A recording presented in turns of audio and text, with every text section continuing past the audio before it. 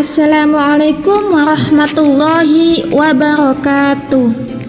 Selamat pagi anak-anak soleh-solehanya kelas 3 MI Unggulan Sabilillah Lamongan yang Ustadzah sayangi.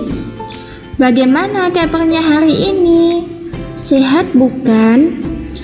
Alhamdulillah, Allah senantiasa melimpahkan kasih sayangnya dengan mencurahkan nikmat kesehatan kepada kita semua.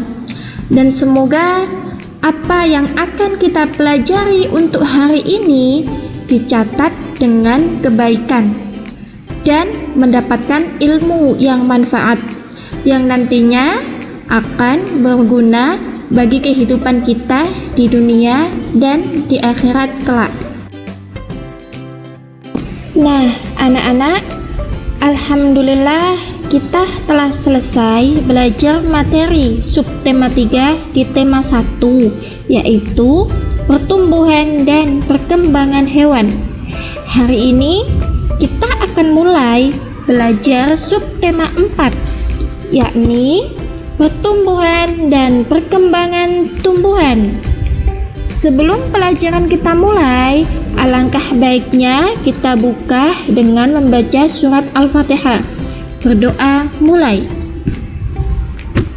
Ustadzah tidak akan pernah bosan untuk mengingatkan kepada kalian tentang kewajiban melaksanakan sholat 5 waktu dan akan menjadi keutamaan atau nilai plus bagi kalian di mata Allah Subhanahu wa Ta'ala jika kalian juga melaksanakan sholat-sholat sunnahnya seperti sholat duha. Jangan pernah malas untuk belajar mengaji, karena anak yang soleh-soleha jika dia mengaji maka pahalanya akan mengalir untuk kedua orang tuanya. Tetap patuh dan taat kepada orang tua, ayah dan bunda di rumah,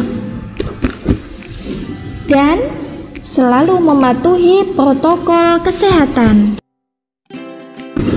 Anak-anak, Ustadzah ingin tanya, apakah tumbuhan dapat berkembang biak? Apakah tumbuhan juga dapat tumbuh? Jawabannya adalah iya. Tumbuhan juga dapat berkembang biak dan juga tumbuh seperti manusia dan hewan.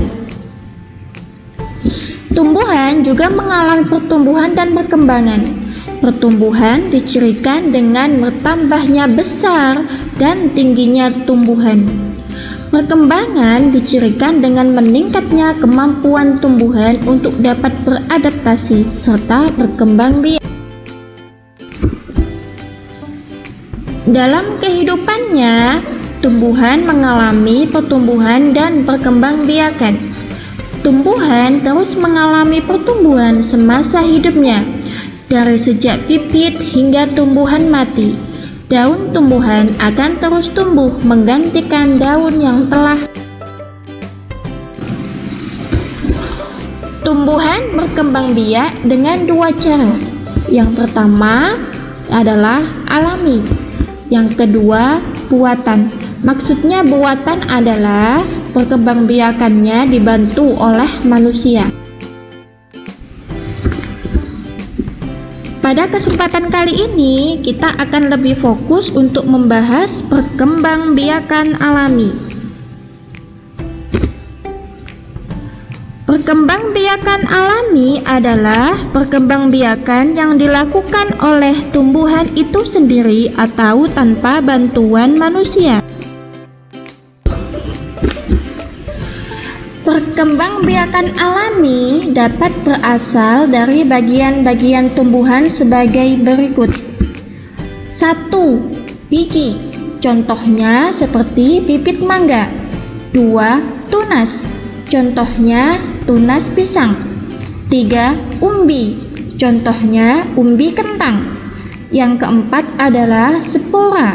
Contohnya tumbuhan paku. Perkembangbiakan tumbuhan dengan biji. Salah satu contoh tumbuhan yang berkembang biak dengan biji adalah mangga.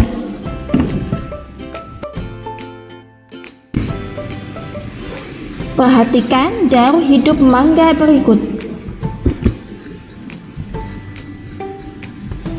Daur hidup mangga dimulai dari biji yang ada dalam buah mangga. Buah mangga yang sering kita makan pasti memiliki biji. Biji tersebut jika ditanam, suatu saat akan tumbuh akar dan tunas. Tunas tersebut terus berkembang menjadi pohon mangga yang masih kecil. Tanaman mangga kecil tersebut akan tumbuh menjadi pohon mangga dewasa. Pohon mangga dewasa tersebut biasanya akan menghasilkan bunga. Bunga akan melakukan penyerbukan. Setelah penyerbukan akan terbentuk buah mangga kecil yang berbentuk bulat. Buah mangga kecil inilah merupakan cikal bakal buah mangga yang sering kita makan. Buah mangga terus bertambah besar dan berubah warna dari hijau menjadi keputih-putihan. Setelah buah mangga masak, dalam buah mangga tersebut terdapat biji mangga yang merupakan calon tanaman mangga. Jika biji tersebut ditanam dalam tanah, akan tumbuh tunas yang merupakan calon tanaman mangga yang baru. Nah, seperti itulah daur hidup mangga.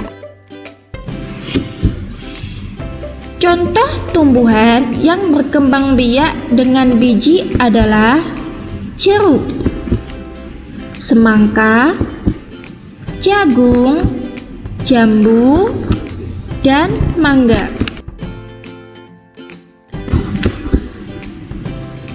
Perkembangbiakan tumbuhan dengan tunas. Tumbuhan yang berkembang biak dengan tunas umumnya hidup bergerombol. Contoh tumbuhan yang berkembang biak dengan tunas adalah pohon bambu, pohon pisang, tebu, dan cocor bebek.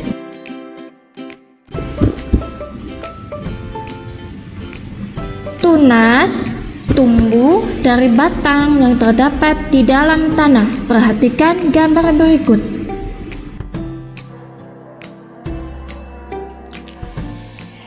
Tunas muda akan tumbuh di sekitar induknya dan menjadi tumbuhan baru.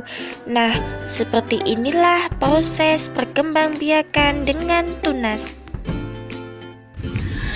Berbeda dengan pisang, bambu, dan tebu, tunas pada tumbuhan cocor bebek tumbuh pada daun. Tepian daun cocor bebek banyak ditumbuhi tunas-tunas calon individu tumbuhan baru. Hal ini memudahkan cocor bebek mudah untuk dibudidayakan dengan cepat. Perkembangbiakan tumbuhan dengan umbi. Umbi merupakan bagian dari tumbuhan yang menyimpan cadangan makanan. Umbi juga sebagai alat perkembangbiakan. Bentuk umbi biasanya menggembung dan berada di dalam tanah. Bila kita tanam, umbi akan bertunas dan menjadi tumbuhan baru. Ada 3 jenis umbi, yaitu 1. Umbi lapis, contohnya bawang merah. Yang kedua, umbi batang, contohnya kentang. Dan yang ketiga, umbi akar, contohnya wortel.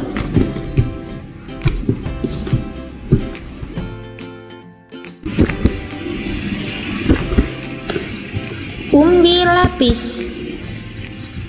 Contoh tumbuhan yang berkembang biak dengan umbi lapis adalah bawang merah, bawang putih, bunga bakung.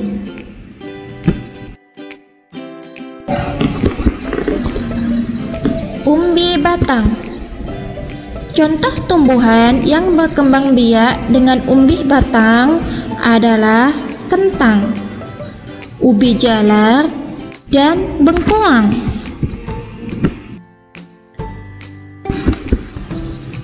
Umbi akar.